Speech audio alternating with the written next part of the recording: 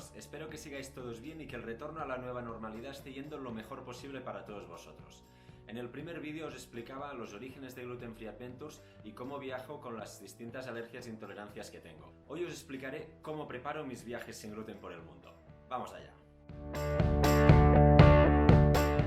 ¿Cómo preparamos nuestros viajes sin gluten?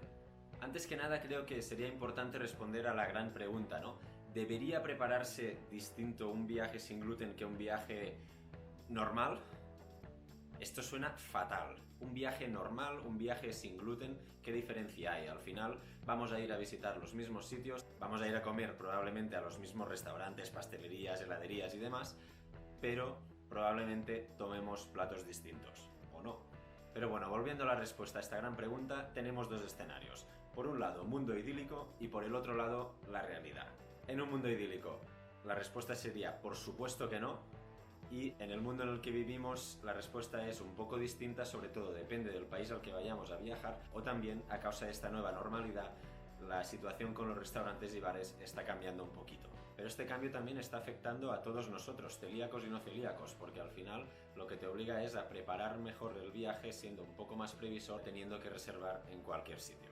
Siguiendo en este escenario del mundo real, vamos a ver qué se necesita para preparar un viaje sin gluten. La primera es la más obvia, un destino.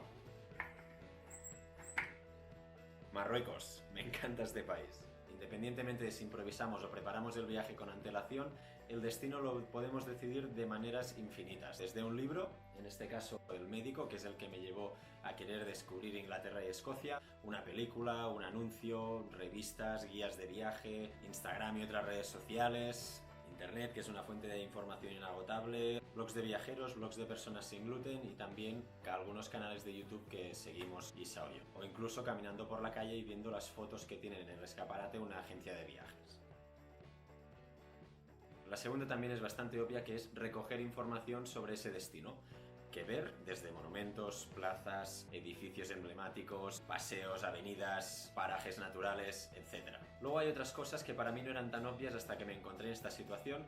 La primera son los horarios. Por ejemplo, lo que nos pasó en Brujas. Estábamos descubriendo la ciudad a la vez que intentábamos localizar pastelerías donde comer chocolate belga sin gluten y ver también qué restaurantes ofrecían opciones para nosotros, aunque teníamos ya uno seleccionado. A pesar de las muchísimas ganas que teníamos porque habíamos leído unas reseñas buenísimas de este sitio, cuando llegamos nos encontramos que estaban cerrando ya. El problema es que no habíamos comprobado el horario de este establecimiento y nos quedamos sin poder comer allí. Espero que nunca más nos pase. Esto es muy importante porque a veces encuentras pocos restaurantes que ofrezcan opciones sin gluten en ese destino y encima te lo pierdes porque no has contado con la hora de apertura o de cierre. El otro punto no es tan fácil de evitar porque al final, si estás de ruta y paras en distintas ciudades, llegará un día en el que estarás en esa ciudad coincidiendo con un festivo. Nos pasó en ese mismo viaje en Amberes. Llegamos y era festivo y estaba casi todo cerrado, con lo cual los pocos restaurantes que habíamos encontrado sin gluten en esta ciudad se redujeron a uno. Y también otro punto que le hace ganar más interés y emoción a este viaje es saber si cuando estéis en esa ciudad encontraréis algún evento, festividad, celebración que os haga vivir una experiencia más auténtica de la cultura de ese lugar. Luego también tenemos que saber qué tipo de gastronomía predomina en ese país. El mundo está lleno de sabores, texturas y olores impresionantes que hacen nuestros viajes aún más interesantes, con lo cual es muy importante que sepamos qué se puede comer y dónde se puede comer. Personalmente me encanta descubrir la gastronomía típica de cada país, pero por desgracia tengo que reconocer que en algunas ocasiones las múltiples alergias e intolerancias que tengo me impiden de descubrir la cultura del país que estoy visitando de esta forma tan deliciosa. Dicho esto, ¿cómo buscamos los restaurantes, pastelerías, heladerías sin gluten que hay en esos destinos a los que vamos a visitar? Y el tercer punto son las aplicaciones sin gluten. Estas pueden ser digitales. Tenemos dos fuentes de información que serían las principales, que una es la aplicación sin gluten de Shar, que es una marca muy conocida, y la otra es un grupo de Facebook que se llama 500.000 establecimientos sin gluten, que si vais al apartado de archivos ahí podréis encontrar lo que sería un archivo de país o ciudad en función de cómo lo haya creado la gente. El problema de las aplicaciones digitales es que no siempre tienen información de los destinos a los que viajamos o no hay conectividad. Por si me encuentro en alguna de estas dos situaciones, siempre tengo a mano la tarjeta de viaje sin gluten, que me permitirá sortear la barrera lingüística con el camarero e incluso hacerle llegar al cocinero indicaciones sobre los alimentos que no puedo comer para que pueda evitar, en la medida de lo posible, la contaminación cruzada en la cocina. En la descripción de este vídeo os hemos dejado el enlace a nuestra página web donde encontraréis la tarjeta de viaje sin gluten en más de 40 idiomas para poder viajar sin gluten cómodamente por todo el mundo. Otra fuente de información que también es súper útil son las asociaciones de celíacos. Por desgracia no existen en todos los países y no en todos los países han tenido la oportunidad de formar a tantos restaurantes como nos gustaría. Hay países en los que es maravilloso el trabajo que han hecho, hay otros en los que están avanzando a un ritmo impresionante y otros en los que tienen muy poca influencia en la restauración.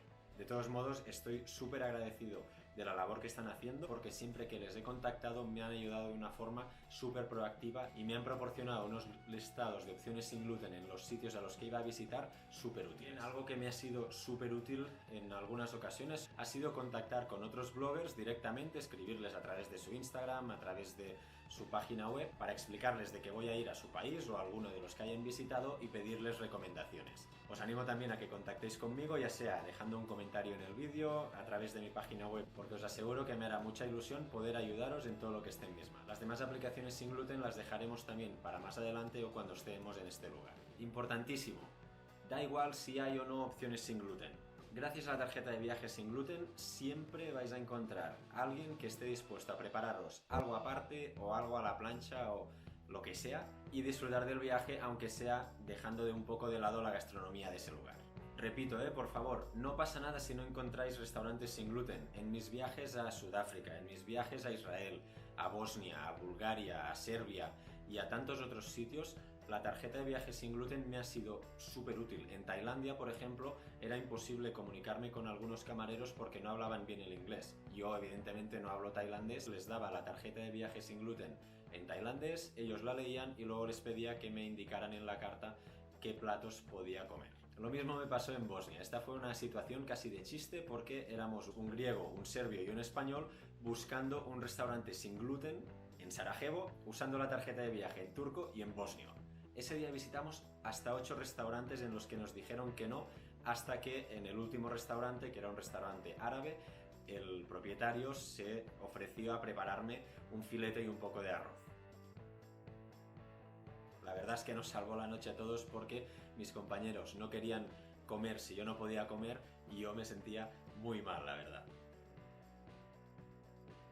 Sí que es verdad que si hemos visto que los restaurantes cierran muy pronto o hay muy pocas o ninguna opción sin gluten, esto sí que va a decantar la balanza hacia decidirnos por un hotel o un apartamento.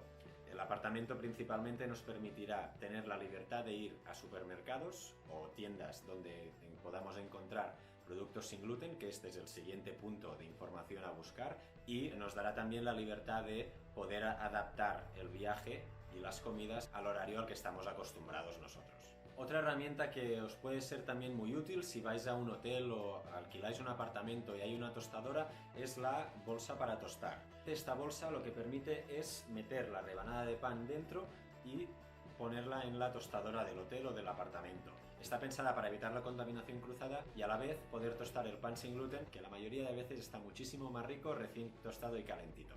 Llegados a este punto tenemos que decidir cómo vamos a llegar a ese destino. Mi preferencia personal es siempre en coche, pero no siempre es posible, ya sea por tiempo o porque la distancia es demasiado larga o hay un océano por medio, ¿no? Entonces vemos las opciones que hay en las aerolíneas sin gluten. Si los vuelos son cortos, es decir, menos de 4 horas, va a ser bastante complicado que nos ofrezcan un snack sin gluten, aunque hay alguna aerolínea como Swiss que sí lo tiene. Si los vuelos son de más de 4 horas o transcontinentales, aquí sí vamos a tener opciones sin gluten, pero por experiencia propia no siempre sale bien. Teniendo todo esto en cuenta, lo que siempre hago es llevarme la compra de por si acaso. ¿Qué es la compra de por si acaso? Lo que llamo la compra de por si acaso es una bolsita que llevo siempre conmigo en el avión, en la que llevo pan, galletas, crackers o cualquier cosa que me permita matar el gusanillo en los momentos que no tenga nada para comer, que han sido algunos ya en estos viajes que he hecho últimamente. Una vez tenemos toda la información sobre el viaje, qué ver, dónde ir, eventos, horarios, restaurantes, ahora toca volcarlo todo en un mapa para poder crearse una ruta para no encontrarse a la hora de comer en un monumento que está muy lejos de las opciones sin gluten que nos gustaría probar.